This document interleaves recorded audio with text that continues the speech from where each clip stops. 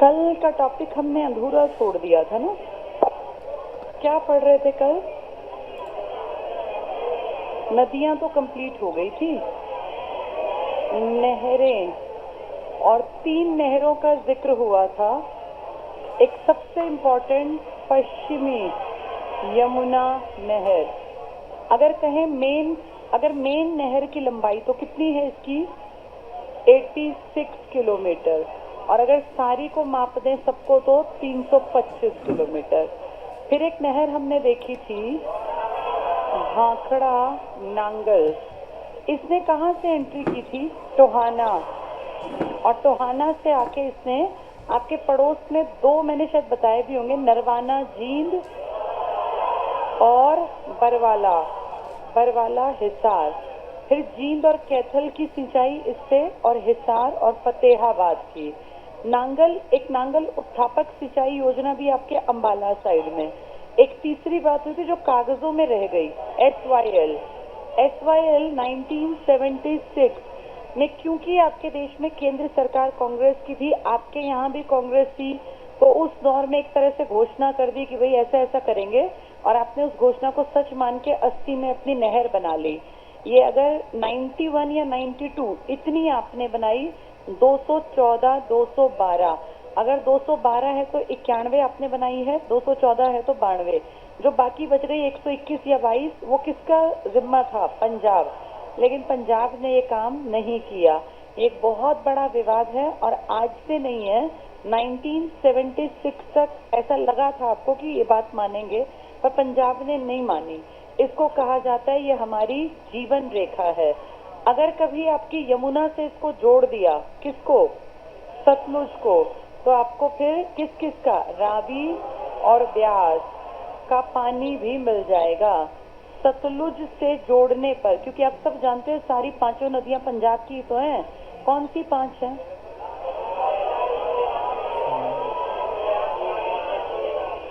क्या है ये? सतलुज, ब्यास, रावी, झेलम, चेनाब। तो आपको किस का मिल जाएगा? रावी का और ब्यास का। अगर आप कौन सी नहर को, नदियों को जोड़ दें? सतलुज यमुना लिंक नहर।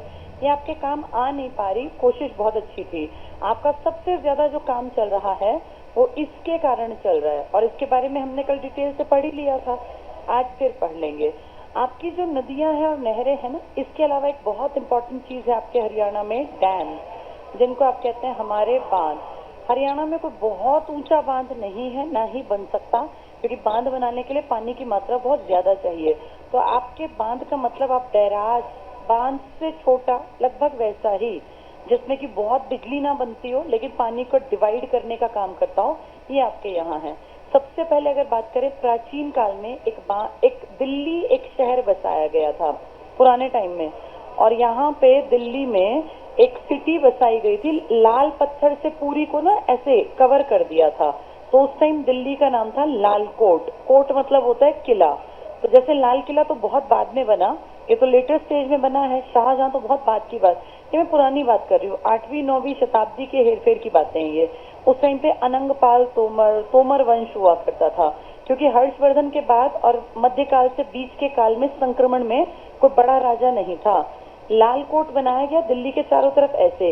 इस लाल कोट में ही आबादी रहती थी, और इनकी पानी की पूर्ति के लिए आपने फरीदाबाद के पास एक डैम बना दिया उस टाइम पर।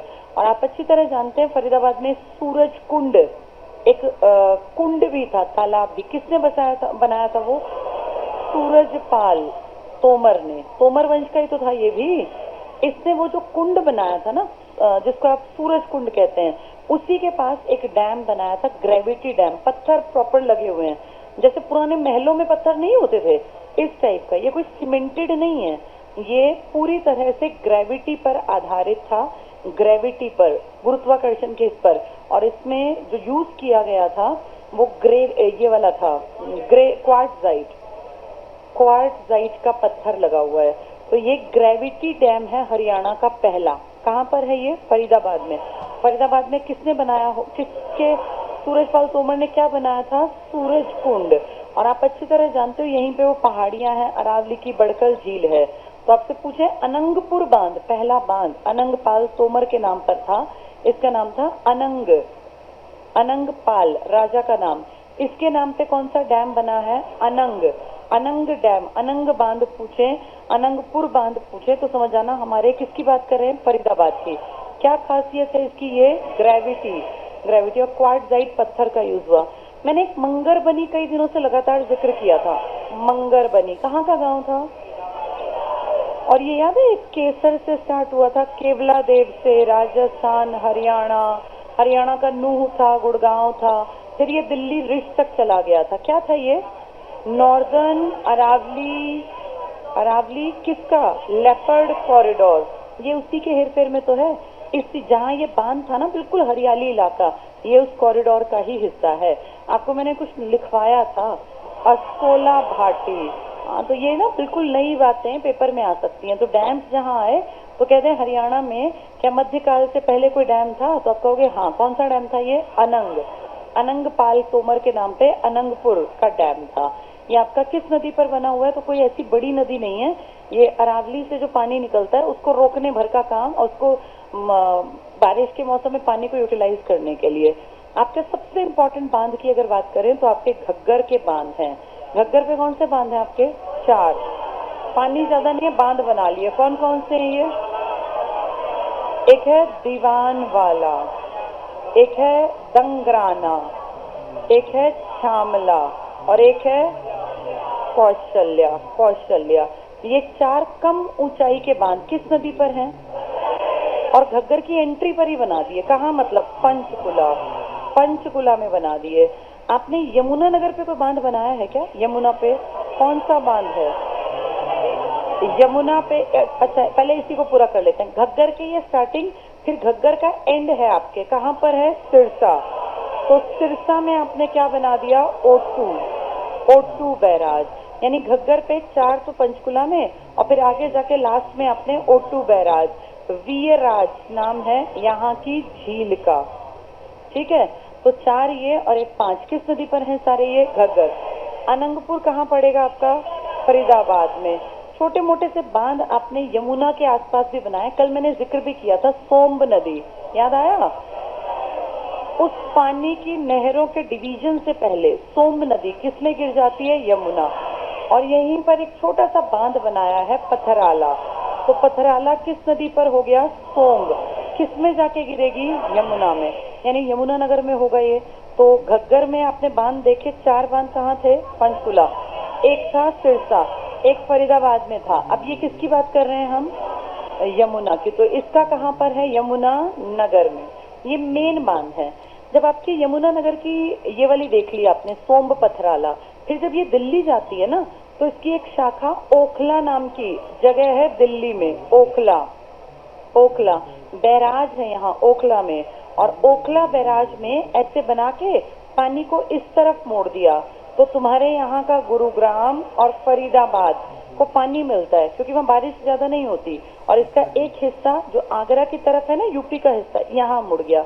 फिर आगे अपने आप ही यमुना जाके यूपी की तरफ जानी ही जानी है। तो आपने यमुना पे 2 बांध, एक एंट्री पर था और एक एग्जिट पर है। ऐसे ही आपने घग्गर पे 4 एंट्री पर और एक एग्जिट पर। बीच में चुटपुट चुटपुट कोई काम किया हुआ है तो उसको हम टेबल से पढ़ लेंगे। इतना समझ में आ गया? ये आपके मेन बांध हैं। तो हमने देखा नदियां पता है हमें, नहरें पता है, बांध पता है। एक चीज और एग्जाम में आती है, झील।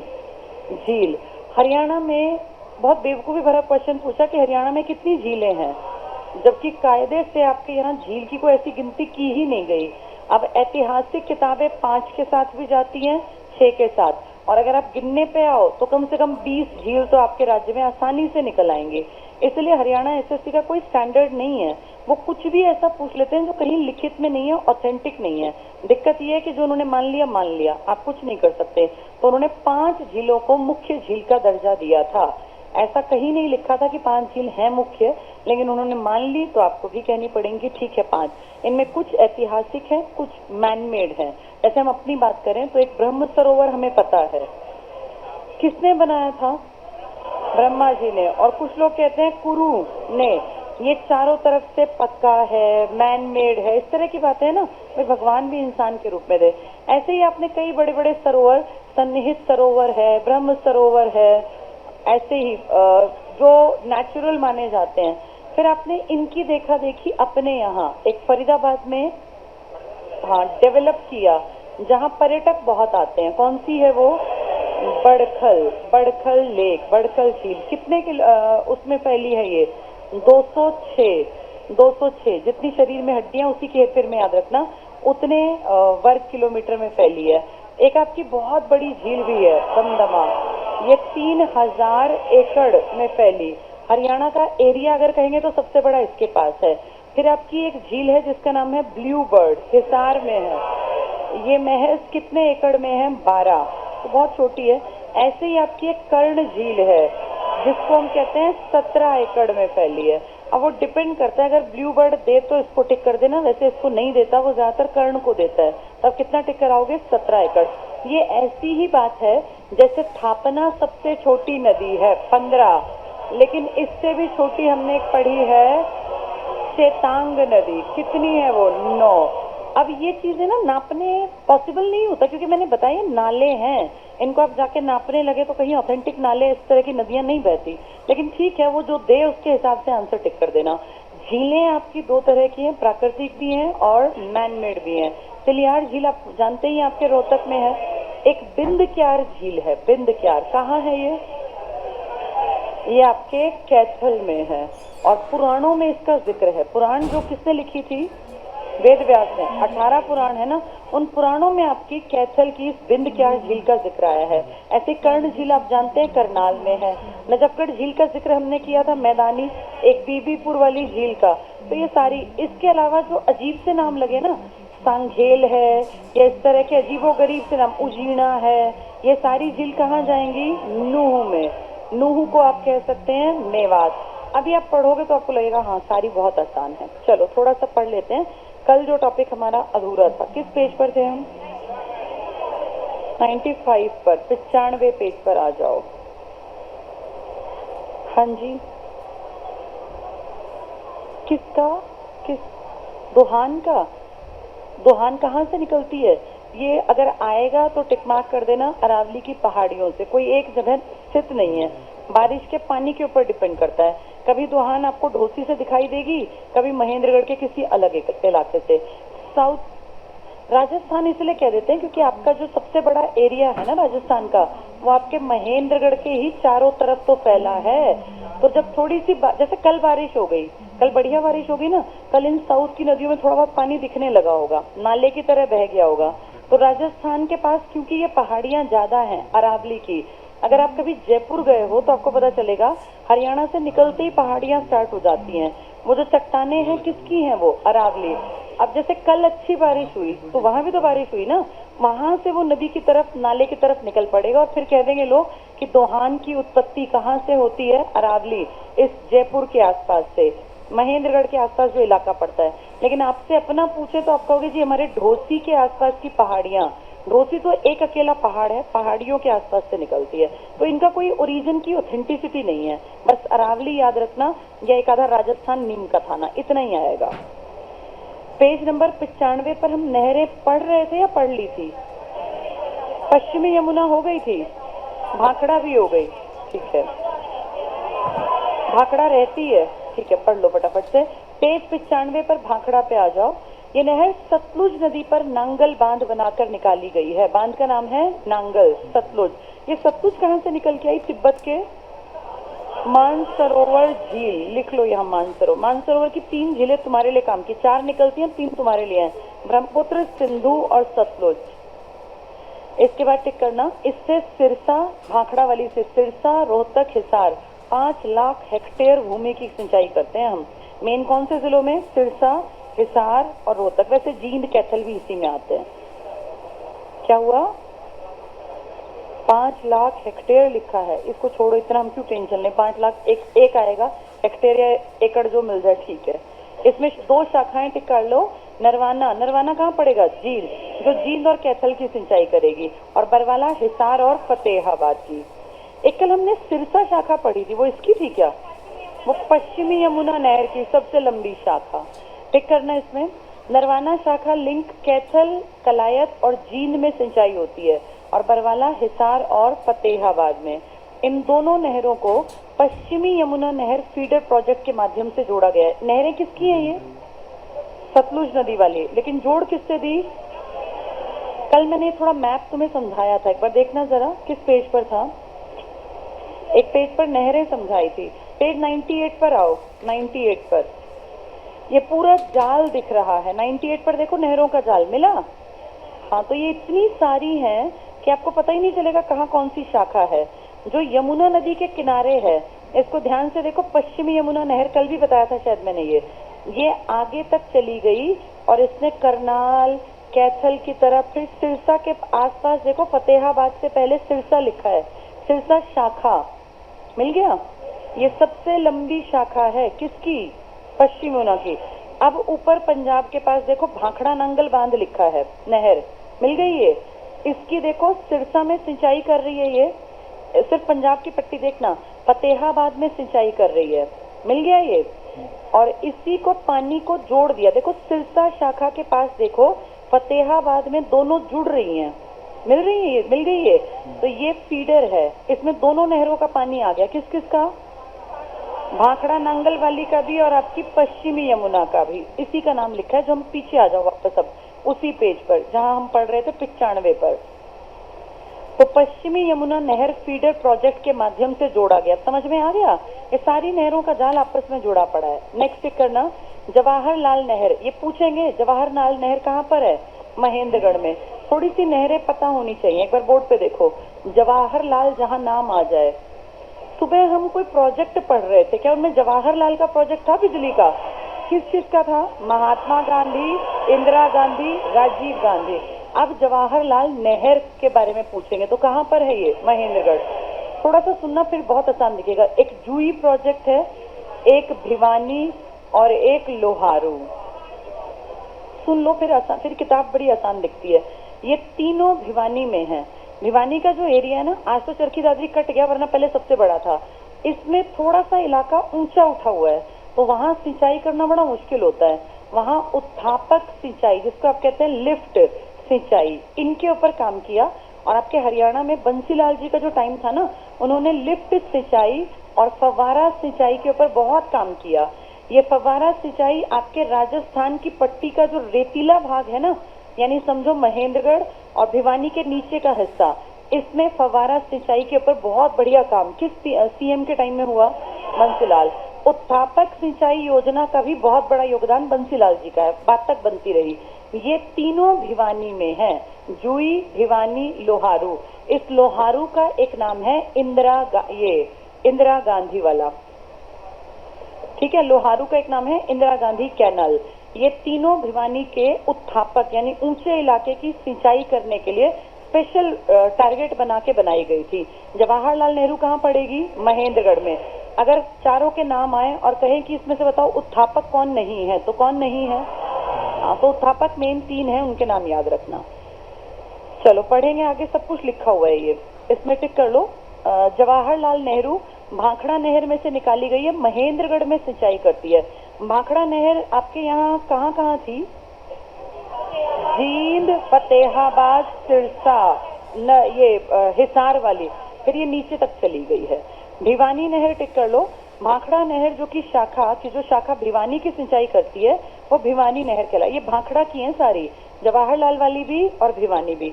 गुड़गांव नहर कौन सी है? गुड़गांव वाली, ओखला, दिल्ली। यमुना वाली है ये टिक करो। यमुना नदी पर ओखला, दिल्ली नामक जगह पर बांध बनाकर निकाली गई है, जिससे गुड़गांव और फरीदाबाद के क्षेत्र में सिंचाई होती है। पेपर में पता है कैसे आएगा? 4 देंगे और कहेंगे इनमें से कौन सी नहर यमुना में नहीं है, यमुना से संबंधित नहीं है। तो तुमने देखा जवाहरलाल किसकी है? ऐसी भिवानी भी किसकी है? भाखड़ा। लेकिन ओखला किसकी है? सिरसा शाखा किसकी है? ऐसे ही पूछेंगे वो। नेक्स्ट देखो, हरियाणा की जीवन रेखा सतलुज यमुना लिंक नहर, SYL लिख लो, SYL, सतलुज यमुना लिंक नहर। इसको कहते हैं हरियाणा की लाइफ लाइन है, बनी नहीं है पर लाइफ लाइन का दर्जा दे दिया। अगला है वीरेंद्र नारायण चक्रवर्ती। क्या नाम है इस आदमी का? हाँ, ये आपके हरियाणा का नहीं है, आपके यहाँ ये सरनेम भी नहीं है। ये हरियाणा के राज्यपाल रहे और हम अच्छी तरह जानते हैं राज्यपाल राज्य का आदमी नहीं बनाते। ये बाहर के थे और 9 साल तक आपके हरियाणा के राज्यपाल रहे। वैसे कायदे से एक राज्यपाल 5 साल काटता है, इन्होंने 9 साल काटे। 1967 से उल्टा कर दो 76, और इसीलिए इनके नाम पर आपने एक नहर का नाम भी दे दिया जो अब आप पढ़ रहे हैं। ये टिक कर लो। हरियाणा के ये वीरेंद्र नारायण चक्रवर्ती हरियाणा के सबसे लंबे समय तक राज्यपाल रहे। उनके नाम पर भिवानी में भिवानी उत्थापक नामक योजना लागू की गई। उत्थापक समझ रहे हो, थोड़ा ऊंचा उठा हुआ इलाका, फिर वहां नहरों को अलग तरह से पानी भेजना पड़ता है। नेक्स्ट टिक करना। हरियाणा का सर्वाधिक सिंचाई वाला जिला कौन सा है? सिरसा। सबसे बड़ा जिला कौन सा है? और गेहूं में नंबर 1, इसलिए आपने सिंचाई भी ज्यादा भेज रखी है ताकि पानी की दिक्कत ना रहे। और सबसे कम सिंचाई कहाँ है? पंचकुला। जरूरत भी तो कम होगी। 43% क्या है? पहाड़, और फिर बारिश भी अच्छी होती है, ज्यादा जरूरत भी नहीं है। नेक्स्ट कर लो। हरियाणा में राज्य बाढ़ नियंत्रण बोर्ड के चेयरमैन खुद सीएम है। जैसे बिजली बोर्ड के भी चेयरमैन, बिजली बोर्ड के चेयरमैन ही हेड कौन था? सीएम। ये एक मंदिर अपना कौन से वाला, और एक वो चंडी वाला, इनके हेड कौन है? अपने सीएम। ऐसे बाढ़ नियंत्रण के भी हेड हैं सीएम। कुल सिंचाई सुविधा हरियाणा में 75% सिंचित भूमि का, जो टोटल इरिगेशन है ना जितना 75%, उसका 42% आप नहरों से और 57% नलकूपों से सिंचाई करते हैं। तो नंबर 1 क्या है? नलकूप। उसके बाद नहरें हैं। नहरें देखो कम हैं और नलकूप ज्यादा। अब बांध पे आ जाओ। यमुना नगर टिक कर लो। यमुना में 2 ही तो हैं जो हम कल भी पढ़ रहे थे, ताजेवाला और हथनी कुंड। पहले ताजेवाला बना, फिर हथनी कुंड, एक ही बात है। एक ने जब बहुत सिल्ट और ये इकट्ठा हो गया, गाद पानी रुक गया, तो आपने 2 किलोमीटर आगे बना लिया। ये टिक कर लो। ताजेवाला और हथनी कुंड। ताजेवाला के पास कौन सा सन लिखना ठीक रहेगा? क्या लिखोगे? 1879। अगर नहीं मिला 1832, 33 ज्यादा ठीक है, लिख लो 1879। हथनी कुंड तो बिल्कुल नया ही है, 1999 लिख लो, 1999। ये तो जबरदस्ती बनाना पड़ा। सिरसा पे आ जाओ। सिरसा में घग्गर का एंड है, कौन सा बैराज है? O2। और कौन सी झील है? वीयराज। लिख लो यहीं पर, इसी के पीछे वीयराज। छोटी सी झील बना रखी है पानी रोक के। फिर इसके बाद तो फिर ये हाकड़ा बन जाएगी ना, जब कहाँ जाएगी? राजस्थान में। नेक्स्ट टिक करना है यमुना नगर में सोम्ब नदी। ये सोम्ब बहुत छोटी नदी थी, किसमें गिर गई थी? यहाँ सोम्ब के पास 40 किलोमीटर लिख लो, बस कहने की है, 40 दिखती भी नहीं है, 40 किलोमीटर। और पथराला बैराज है इसके ऊपर। पथराला किसके ऊपर बनाया गया? सोम्ब। सोम्ब किसमें गिरेगी? और जब ये आगे पानी बढ़ता है ना, उससे पहले ही गिर जाती है, मतलब जंगल में कलेसर में से कहीं एंट्री है इसकी। नेक्स्ट टिक करना रेवाड़ी में साहिबी नदी, कल खूब पढ़ा हमने, कौन सा बांध था यहाँ? 1977 में कौन सी नदी में बाढ़ आ गई थी? साहिबी। साहिबी का एक नाम था साबी, और ऐसी वो बाढ़ आई कि दोबारा इसमें पानी भी कम हो गया, और ये बांध बना के छोड़ दिया। कौन से गांव में? मसानी। मसानी गांव में, इसलिए इसका नाम मसानी डैम है। 19 कब तक बना था ये? 89 में बन के तैयार था पूरा। ये टिक कर लो रेवाड़ी साहिबी। यहाँ लिख लो 1977 में बाढ़ और 1989 में तैयार। बांध के पास लिख लो, मसानी बांध के पास 1989 में तैयार। 89 में तुम्हारे जिले भी बने थे ना 4, KRPY, तभी बन गई है। पिंजौर पंचकुला पे आ जाओ। घग्गर में एंट्री है, घग्गर की एंट्री पिंजौर पंचकुला से ही तो है। कालका पंचकुला वो एक ही एरिया पड़ता है। कितने बांध है यहाँ? 4, छोटी हाइट के। टिक कर लो कौशल्या, दंगराना, छामला, दीवान वाला। तो अगर पूछे कि यमुना पे आपने कितने बांध बना रखे हैं, कौन कौन से? एक ताजेवाला या हथनी कुंड और एक ओखला। और कहें घग्गर पे कितने बांध है? 5, 4 एंट्री पे बना दिए और एक एग्जिट पे बना दिया। अगला टिक कर लो गुड़गांव नहर पर ओखला बांध बनाया गया। टिक कर लो ये गुड़गांव नहर पर ओखला। ओखला दिल्ली है या हरियाणा है? दिल्ली है। इससे गुड़गांव नहर आपकी नहर निकलती है हरियाणा के गुड़गांव फरीदाबाद की सिंचाई के लिए। मुनक नहर लिखवाया था मैंने, कितने किलोमीटर? 103। किसके साथ हमारा मेमोरेंडम साइन हुआ? दिल्ली, कि हम उनको पानी देंगे। अगले पेज पर आ जाओ। अनंगपुर बांध, ये कैसा बांध था? ग्रेविटी। क्या बना था? दिल्ली में कौन सा शहर बसाया था? लालकोट, और उसके एक तरह से विस्तार था कि यहाँ पे बांध बना दिया। ये टिक कर लो अनंगपुर या अनंगपुरा बांध। अनंगपाल तोमर के टाइम की दिल्ली है ये।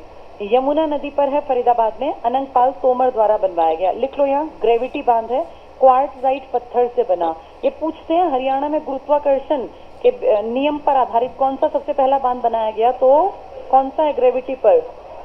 अनंगपुर। ऊपर लिख लो Lalkot. Lalkot first city of Delhi, Delhi का पहला शहर था Lalkot. Lalkot first city of Delhi, उसी का भाग था अनंगपुर बांध। Lalkot first city of Delhi, उसी का भाग था अनंगपुर बांध। किस पर बेस्ड है, किस पर बनाया गया है? ग्रेविटी पर। और कौन से पत्थर का यूज किया? क्वार्ट्जाइट का। किसने बनाया? अनंगपाल तोमर, जिसने क्या बसाई थी? दिल्ली। किस नाम से? दिल्ली का। तब वो जो शहर बसाया लाल पत्थर से, क्या नाम रखा? लालकोट। और उसको बढ़ाते बढ़ाते फरीदाबाद तक ले गया, वहां क्या बना दिया फिर? अनंगपुर बांध, पानी के लिए। नेक्स्ट पे आ जाओ। पर्यावरण की दृष्टि से उत्तराखंड में भागीरथी नदी पर टिहरी बांध संवेदनशील है। आप सब जानते हो भागीरथी मतलब गंगा, ये बड़ा बांध है, आपसे लेना देना नहीं है। कल मैंने दो और जिक्र किए थे, रेणुका और किशाऊ, याद है? रेणुका बांध और किशाऊ बांध कौन सी सहायक नदियों पर है ये? यमुना की सहायक नदी है। किशाऊ बनाया है टोन्स पर और ये बनाया है गिरी नदी पर। इसका नाम रेणुका इसलिए रखा क्योंकि यहाँ लोकल में रेणुका कोई देवी है। ये और ये दोनों उत्तराखंड और आपका हिमाचल प्रदेश, इनकी सीमा पर है किशाऊ बांध। बहुत बड़ा बांध बन रहा है, दिखता है रास्ते में, अगर आप जाएंगे तो दिखेगा। पानी को पूरी तरह से रोक के और उसको अलग अलग डिवीजन करेंगे तो रेणुका और किशाऊ बांध, ये दोनों नदियां जो मैंने लिखी हैं, ये किसकी सहायक नदी है? यमुना। और अभी पिछले साल बहुत बड़ी बैठक हुई थी जिसमें 4-5 राज्यों के सीएम पहुंचे थे, वो इन्हीं के ऊपर डिस्कशन था। यहाँ टिक कर लो रेणुका, यहाँ लिख लो गिरी नदी पर, नदी का नाम ही गिरी है, गिरी नदी पर। यमुना की सहायक है ये गिरी, छोटी पर्वत का नाम गिरी, गिरी नदी पर यमुना की सहायक। और किशाऊ के पास लिख लो टोन्स नदी पर, ये भी यमुना की सहायक। यमुना पे आपने कितने बांध बना रखे हैं? 2, एक ये ताजे वाला और एक ओखला। ये आपके एंट्री से पहले ही, एक सोम्ब भी है वैसे तुम्हारा, पथराला सोम्ब नदी वाला, लेकिन बहुत बड़ा नहीं है। अब ये एंट्री से पहले बन रहे हैं 2 बांध, कौन कौन से? किशाऊ और ये, टिक कर लो यहाँ पर, लिख लो किशाऊ टोन्स नदी। किसमें काउंट होगा? किसके ऊपर बात कर रही हो? अच्छा यमुना, वो यमुना का नहीं था, वो तो पहाड़ियों का पानी रोकता था, वो अलग से यमुना नदी पे नहीं था। हाँ अनंगपुर, क्या कह रही हूँ सुनो, अनंगपुर उस नदी से संबंधित नहीं था, पहाड़ियों के पानी को इकट्ठा करके और इसलिए बनाया था। क्या लिखा तुमने? टोन्स नदी पर कौन सा बांध है? किशाऊ, यमुना की सहायक। ठीक है, यहाँ लिख लो टोन्स के पास हिमाचल प्लस यूके की सीमा, उत्तराखंड, हिमाचल प्लस उत्तराखंड की सीमा। और रेणुका बनेगा वहां जहां से सरस्वती आती है, सिरमौर। कहाँ पड़ेगा? हिमाचल में, शिवालिक की पहाड़ी, लिख लो वहां। रेणुका के पास लिख लो हिमाचल के सिरमौर में। रेणुका, सरस्वती और रेणुका दोनों फीमेल नाम है, एक ही जिला है सिरमौर। और ये कहाँ बनेगा? हिमाचल और उत्तराखंड की सीमा पर। कौन सा बांध बनेगा? टोन्स नदी पर किशाऊ बांध, मेल जैसा नेम है। चलो झीलों पर आ जाओ फटाफट। हरियाणा की झीलें अपने सौंदर्य के कारण प्रदेश के प्रमुख पर्यटन स्थल के रूप में प्रसिद्ध हैं। पहली झील टिक करो ब्रह्म सरोवर, ऐतिहासिक है। किसने इसका जिक्र किया है? अल बरूनी ने अपनी किताब में, अंडरलाइन कर लो। थानेसर कुरुक्षेत्र में हिंदू धर्म का प्रतीक, अल बरूनी ने किताबुल हिंद में ब्रह्म सरोवर का वर्णन किया। पूछ सकते हैं ये किताबुल हिंद का एक और नाम क्या है? तहकीक हिंद, तौहीद हिंद, कई नाम है इसके। सुल्तानपुर झील फर्रुखनगर खंड में है, ये हम अच्छी तरह जानते हैं। प्रवासी पक्षी आते हैं और किसके कारण ये बन पाई थी? क्या नाम था उसका? Peter Michael Jackson. लेकिन किसके नाम पे बनाया था ये? Salim Ali, bird man of India. Tiger man of India Sankhala, और tiger guru of India Fateh Singh Rathore. अगला टिक कर लो। बड़कल झील फरीदाबाद के पश्चिम में है, चट्टानी क्षेत्र में अवस्थित है। इसे 1947 में इसका निर्माण सिंचाई परियोजना, कितने एकड़ में है? 206 जितनी हड्डियां। और यहीं पे बड़कल के ही पास कौन सा क्या मिलेगा? अनंगपुर। अनंगपुर नदी को टारगेट करके नहीं बनाया, अनंगपुर बनाया था इस अरावली के पानी को इकट्ठा करने के लिए कि जगह जगह से पानी आएगा। कैसा बांध है वो? ग्रेविटी। किसका यूज किया? क्वार्ट्जाइट पत्थर का। इसके बाद अगला टिक करना खलीलपुर, ये जो इस तरह के नाम है, खलीलपुर, उजीना, ये सब कहाँ जाएंगे? मेवात में। टिक कर लो। नूह में है ये। वर्षा ऋतु में जल ग्रहण करती है, ग्रीष्म ऋतु में सूख जाती है। कोटला भी कहाँ मिलेगा? मेवात। कोटला की पहाड़ियां। नूह और फिरोजपुर की पर्वत श्रृंखला, विशाल झील, कोटला झील। बीबीपुर मैंने कल भी बताया था, एक गांव पड़ता है जींद में, लेकिन झील पड़ती है कुरुक्षेत्र में। लिख लो यहाँ, ये बहुत बार आ चुकी मैदानी झील। बीबीपुर और नजफगढ़ झीलें मैदानी भाग में। कौन सी नदी इसमें नजफगढ़ झील में गिरी थी? और सारी नदियां किसमें गिरी थी? कसौती किसका नाम था? और वधूसरा किसका नाम था? दोहान का। और कृष्णावती का नाम कसौती। और अंशुमती 4 अक्षर वाली क्या थी वो? इंदौरी। और ऊपर वाली का नाम था सावी। तो ये झीलें हो गई। कुरुक्षेत्र और शाही भी लिख लेना। अन्य झीलें पढ़ लेते हैं। कर्ण झील कहाँ है? ये करनाल। और कितने एकड़ में है? 17 एकड़ में। कब बनी थी? 1972 में। लिख लो फटाफट। 72 17 एकड़। 1972 में बनी, 17 एकड़ में। उससे पहले भी थी, ऐतिहासिक भी थी, लेकिन एक होता ना भाई, हमने आइडेंटिटी दे दी। आज दुनिया घूमने जाती है, कर्ण लेक में बोटिंग होती है। सरकार ने कब इस पे काम किया? 72। ऐतिहासिक पुरानी अंग्रेज उनके टाइम में थी, पांडवों के टाइम में। बीबीपुर झील कहाँ है? कुरुक्षेत्र। क्या खास है इसमें? मैदान में है, कोई पहाड़ नहीं है इसके आसपास, फिर भी है ये। नजफगढ़ झील टिक कर लो। नजफगढ़ में कौन सी नदी गिरेगी? साहिबी। ये दोनों मैदानी हैं। ज्यादातर झीलें मैदानों में नहीं होती, झीलें होती हैं पहाड़ियों के इलाकों में।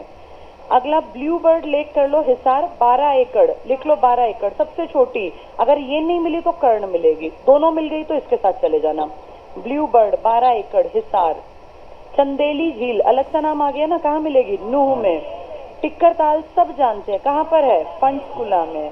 और कौन सी पहाड़ियां हैं यहाँ? शिवालिक, मोरनी। कोई नदी भी निकलती है यहाँ से? टांगरी की नदी। टांगरी तुम्हारी पर्सनल नदी है। और ये घग्गर तो बाहर से आती है। नेक्स्ट कर लो भिंडावास। सुंदर झील के लिए था ना ये, झज्जर में। भिंडावास झज्जर।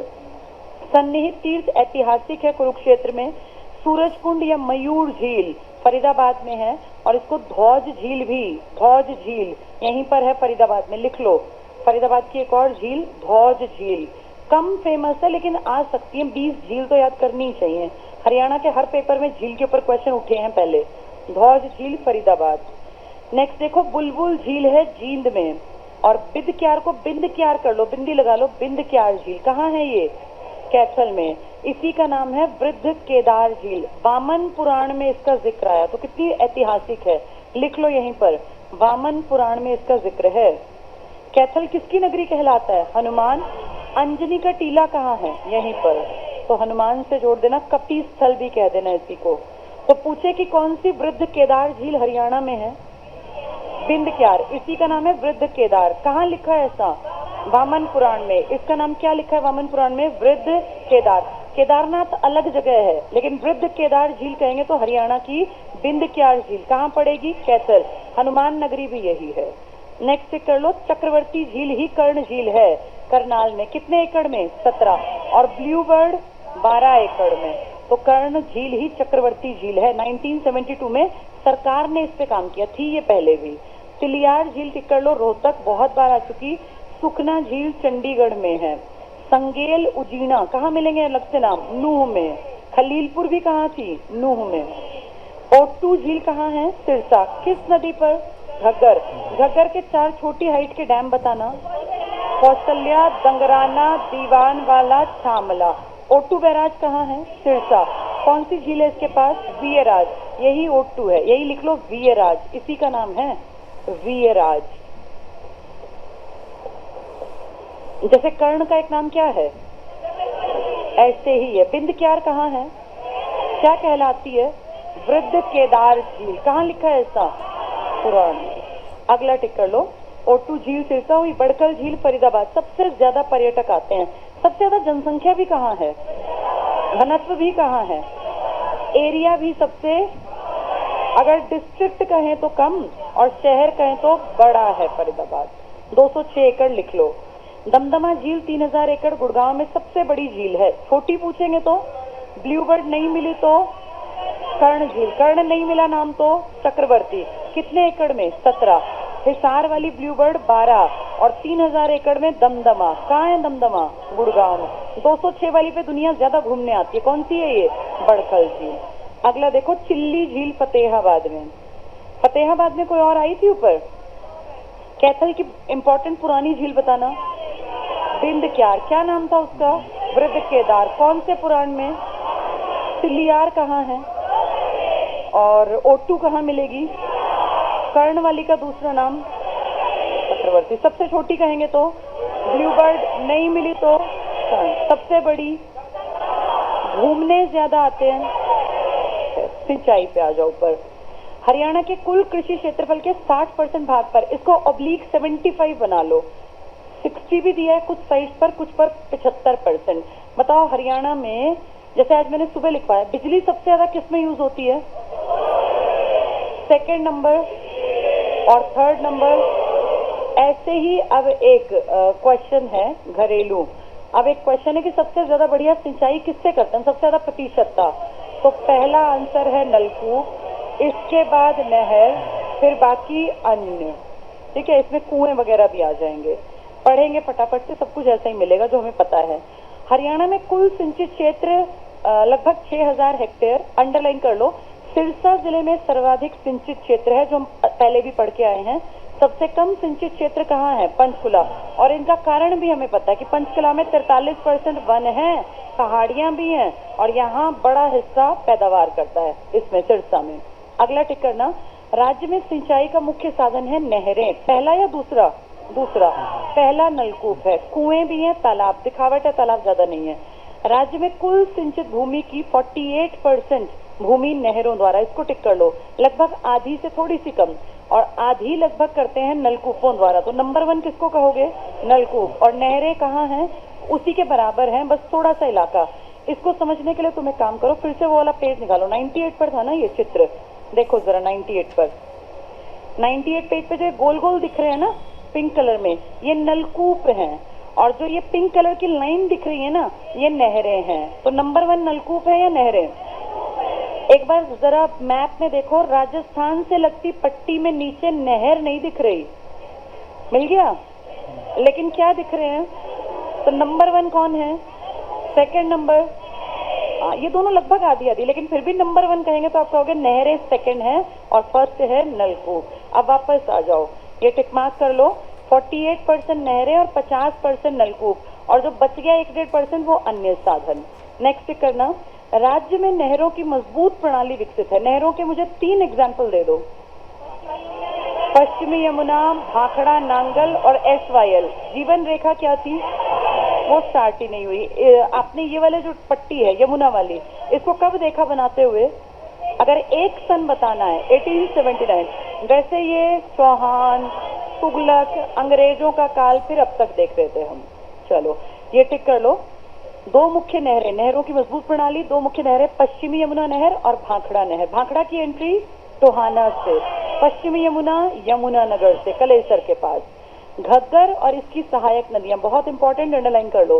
घग्गर और इसकी सहायक नदियों पर 4 कम ऊंचाई के बांध कहाँ बना रखे हैं? पंचकुला में। कौशल्या, दंगराना, छामला, यहाँ लिख लो पंचकुला। इस पे और कोई भी बांध है क्या? ओटू, वीर राज वाला सिरसा में। नीचे सिंचाई के साधन का टेबल आ जाओ। उत्तर पूर्वी भाग, उत्तर पूर्वी मतलब पंचकुला वाला, पंचकुला अंबाला। तो टिक करो। वर्षा अच्छी होती है यहाँ, क्योंकि 110 सेंटीमीटर तक भी जाती है। नांगल उत्थापक सिंचाई योजना, पेपर में ये खास आता है। नांगल उत्थापक किसके लिए था? अंबाला के लिए, यहाँ लिख लो अंबाला के लिए। स्पेशल है, ये बहुत बार आ चुका है HSSC में।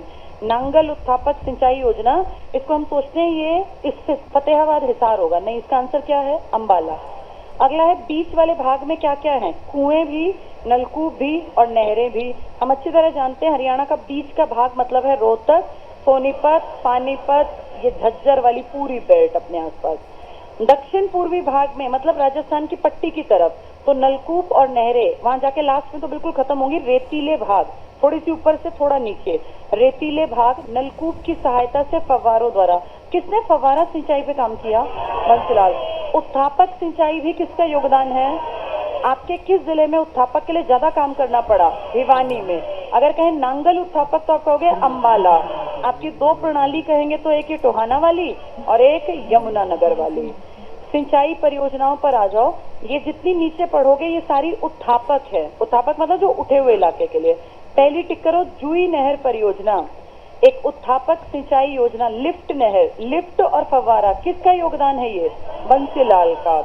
भिवानी जिले के ऊंचे क्षेत्र को सिंचाई सुविधा प्रदान करने के लिए बनाई गई 170 किलोमीटर लंबी है। लोहारू, जिसका एक नाम क्या था? इंदिरा गांधी। इंदिरा गांधी का प्रोजेक्ट कोई बिजली का भी था ना? कितना प्रोडक्शन था? इंदिरा गांधी के नाम में क्या था? सुपर। और उसके अलावा उनका एक नाम था अरावली। सुपर में 3 का योगदान था, इंद्रप्रस्थ, हरियाणा और एनटीपीसी का। कितनी क्षमता थी?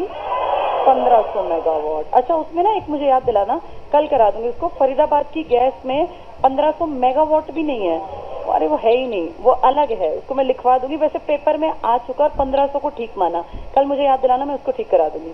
ये टिक कर लो इसमें। तो इंदिरा गांधी नहर भी कहते हैं। भिवानी जिले की सिंचाई लिख लो। अब चरखी दादरी, अब भिवानी का वो जो हिस्सा था ना, वो चरखी दादरी के पास है, लोहारू वाला। इसके बाद अगला टिक करना, भिवानी उत्थान सिंचाई परियोजना। सारे उत्थान वाली किसके आसपास है? भिवानी।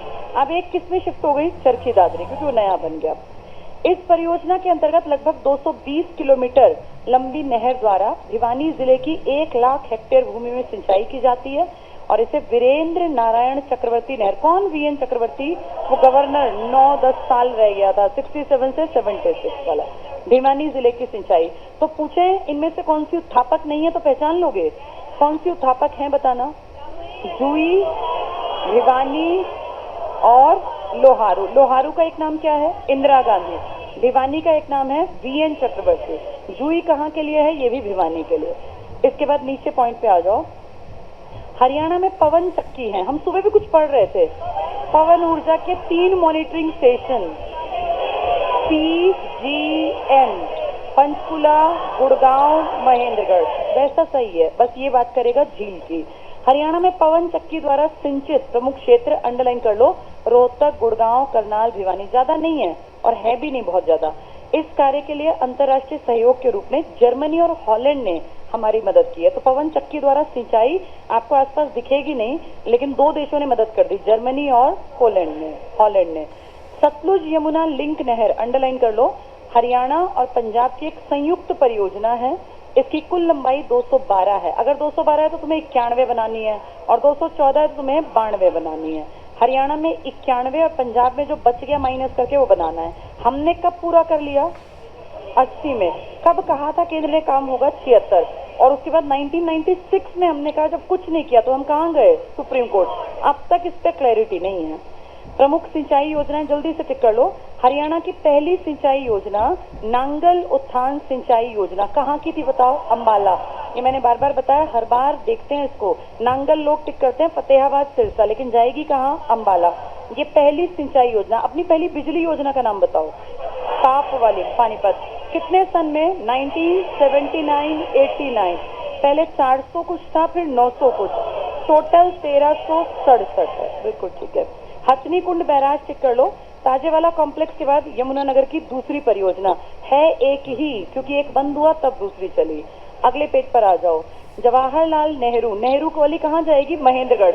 ये किस नदी, कौन सी वाली की है? ये यमुना की है या ये भाखड़ा नांगल की है? ये याद रखना है, भाखड़ा की है ये। टिक कर लो। महेंद्रगढ़ जिले के, लिख लो यहाँ भाखड़ा, ये भाखड़ा वाले का हिस्सा है। लोहारू, उत्थापन थी ना लोहारू, क्या नाम था दूसरा? इंदिरा गांधी। टिक कर लो। चरखी दादरी के लिए लिख लो यहाँ इंदिरा गांधी, इसी का नाम है इंदिरा गांधी। अगली है दादूपुर नलवी नहर परियोजना। मैंने सुबह दादूपुर के बारे में तुम्हें कुछ बताया था। क्या बताया था? दादूपुर कोई एक गांव नहीं है, कई गांव हैं। लेकिन अगर वो दादूपुर शाहबाद लिख दें तो किसकी तरफ इशारा कर रहे हैं? कुरुक्षेत्र। दादूपुर यमुनानगर में भी है, बताया था मैंने सुबह ये। देखो ध्यान से क्या लिखा है? दादूपुर नलवी। पहले सुन लो, फिर पढ़ना आसान लगेगा। दादूपुर नलवी नहर एक बहुत बढ़िया प्रोजेक्ट था। 1985 में इसके ऊपर काम करना था। दादूपुर नलवी नहर एक ऐसी नहर थी जिससे कि आपका कुरुक्षेत्र से लगता इलाका, आसपास का कुरुक्षेत्र से लगता, तो आप ये मानो कुरुक्षेत्र के इस तरफ यमुनानगर है और ऊपर की तरफ अंबाला, यानी कुरुक्षेत्र, अंबाला, यमुनानगर के आसपास की बेल्ट में पानी बढ़िया तरह से पहुंचे, इसके लिए आप एक नहर बना रहे थे। क्या नाम रखा आपने इसका? दादूपुर नलवी नहर।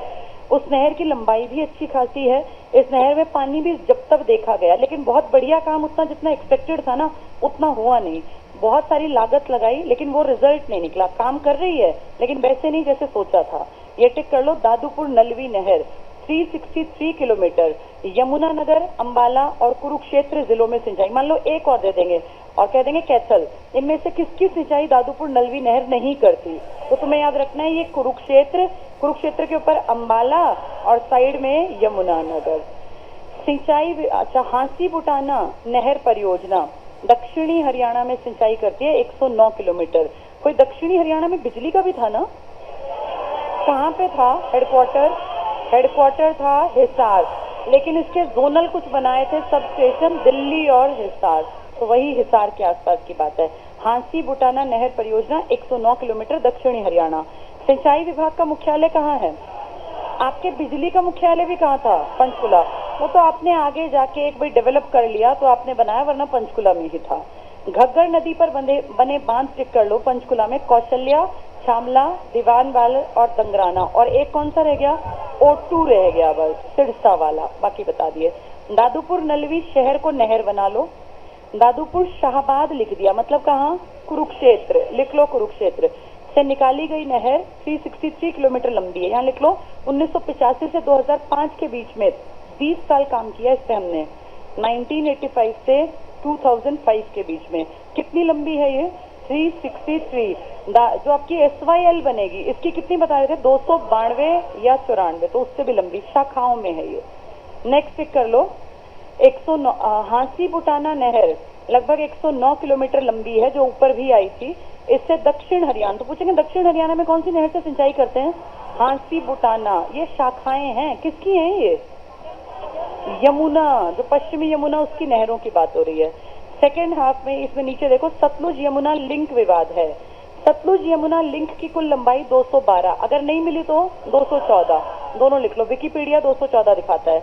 लंबाई पंजाब में 121, अगर हम 214 को कंसीडर करें तो 122 कर देना, एक अपनी बढ़ा लेना, एक उनकी। हरियाणा में 91 को 92 भी लिख लो। हमने पूरी कर ली। ये कब शुरू हुआ था? 1976 में। हमने 80 में पूरा करके हम बैठे रहे, 96 में हम कहाँ गए? Supreme court. नेक्स्ट चेक करना, ये नहर भाखड़ा नहर की नखला शाखा के साथ जोड़ने की योजना थी, परंतु 14 मार्च 2016 को, टिक कर लो, पंजाब सतलुज यमुना बिल 2016 सर्वसम्मति से पास किया और पंजाब सरकार ने 3923 एकड़ जमीन किसानों को वापस लौटा दी। तो इन्होंने क्या किया? अपनी जमीन लौटाने का मतलब ये काम नहीं करेंगे, तो हमारा तो बर्बाद हो गया पैसा, क्योंकि हरियाणा अपने क्षेत्र की खुदाई पूरी कर चुका था। इसलिए हरियाणा सरकार ने सुप्रीम कोर्ट से गुहार लगाई कि वो अधिकृत भूमि को किसानों से वापस ले ले, लेकिन हुआ नहीं ऐसा। राज्य में अन्य योजनाओं में टिक कर लो नांगल। बताओ पहली योजना कौन सी थी? नांगल। कहाँ के लिए है ये? अंबाला। टिक कर लो, लिख लो फर्स्ट सिंचाई परियोजना नांगल। जवाहरलाल नेहरू कहाँ थी ये किसकी शाखा थी? ये भाखड़ा नांगल की शाखा थी, महेंद्रगढ़ में। मेवात नहर, मेवात नाम मात्र की है।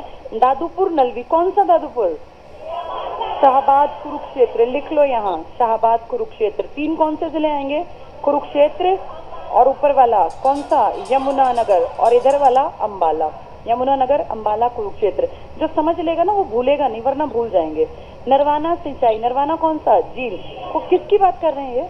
भाखड़ा नांगल। 2 जगह आई थी ना, एक नरवाना और एक बरवाला, फिर आसपास। यहाँ लिख लो भाखड़ा नांगल, नांगल लिख लो। और हथनी कुंड बैराज यमुना की बात कर रहे हैं। अन्य महत्वपूर्ण तथ्य फटाफट से लास्ट टिक करें। घग्गर कितने जिलों में बहती है? घग्गर 5। कहाँ से एंटर हुई? पंचकुला, अंबाला, कैथल, फतेहाबाद, सिरसा। कौन से 2 बीच में छोड़ गई? एक कुरुक्षेत्र, एक जींद। टिक कर लो, पंचकुला, अंबाला, कैथल, फतेहाबाद, सिरसा, लिख लो 5 जिले। 2 कौन से लगते हैं? होंगे नहीं है, कुरुक्षेत्र। और कुरुक्षेत्र में ना यमुना ना घग्गर, लेकिन प्राचीन है, ऐतिहासिक सरस्वती। कहाँ से आई थी सरस्वती? आदि बद्री। कहाँ से निकल के आई थी? सिरमौर जिला। अब सिरमौर में कोई बांध बना रहे हैं क्या? कौन सा? रेणुका, फीमेल नेम बताए ना। दंगराना कहाँ बन रहा है? डंगराना अपनी घग्गर पे, 4 कम ऊंचाई वाले का नाम है। चलो टिक कर लो 5 जिले। मारकंडा, मार्कंडे ऋषि क्या था वो? नाहन हिमाचल प्रदेश, धरतीधर पहाड़ी, अंबाला से एंट्री, अंबाला से यही थी ना बस, टिक कर लो अंबाला। यहाँ लिख लो इसके पीछे नाहन, धरतीधर पहाड़ी, हिमाचल प्रदेश। पुराना नाम भी हमें याद है, अरुणा, वो भी लिख लो अरुणा। नाहन हिमाचल प्रदेश में आज भी है जगह। नाहन धरतीधर की पहाड़ी से निकलती है, शिवालिक का ही रीजन है। और अंबाला, मैंने कहा था नदियों को मैप से दिमाग में बैठाना। पहले सबसे ऊपर क्या थी? बाहर से आई घग्गर, अंदर से निकली टांगरी, उसके बाद अंबाला में मार्कंडे, यमुना नगर से यमुना की एंट्री और सरस्वती की एंट्री। अगला टिक कर लो साहिबी, साहिबी तो दक्षिण हरियाणा की है। 3 जिले बता दो, ये याद भी करने थे। RGJ, रेवाड़ी, गुड़गांव, झज्जर। फिर कहाँ चली गई? नजफगढ़ नाले में। वो कहाँ मिला? यमुना में। टिक कर लो साहिबी, रेवाड़ी, गुड़गांव और कुटानी, झज्जर। यहाँ लिख लो नजफगढ़ झील। क्या खासियत है नजफगढ़ झील और बीवीपुर की? मैदानी झीलें हैं, जाके यमुना में मिल गई है भी, सबसे लंबी सहायक थी। इंदौरी पे आ जाओ, मेवात और गुड़गांव। इंदौरी गांव था ना, पहले बताया था, इंदौरी किला भी था। कृष्णावती, जिसका नाम कसौती भी है, महेंद्रगढ़, रेवाड़ी, झज्जर। ये भी 3 जिले, लेकिन ये उतने इंपॉर्टेंट नहीं है, फिर भी पढ़ लेंगे। ये महेंद्रगढ़, रेवाड़ी और झज्जर। ऊपर झज्जर था, रेवाड़ी था, महेंद्रगढ़ नहीं था, गुड़गांव था RJG में। दोहान रिवर, महेंद्रगढ़। कौन सी पहाड़ी बताई? घोसी के आसपास, वैसे राजस्थान के पास से। टांगरी नदी टिक कर लो अंबाला, अंबाला आएगा टांगरी में। पंचकुला, इसको काट के ठीक कर लो। अच्छा ये आगे के लिए लिखा है, छोड़ दो, पंचकुला एक्स्ट्रा लिखो। लिखो पंचकुला कौन सी पहाड़ियों से निकलती है? मोरनी की पहाड़ियों से। हरियाणा की अपनी पर्सनल नदी कहीं जाएगी नहीं। अंबाला और पेहोवा में, पेहोवा मतलब कुरुक्षेत्र में, मारकंडा में मिलती है। टांगरी किसमें गिरेगी? मारकंडा कहाँ से आई थी? अंबाला से, तो आगे जाके इसमें गिरी। फिर ये मारकंडा किसमें गिरी? सरस्वती में, और सरस्वती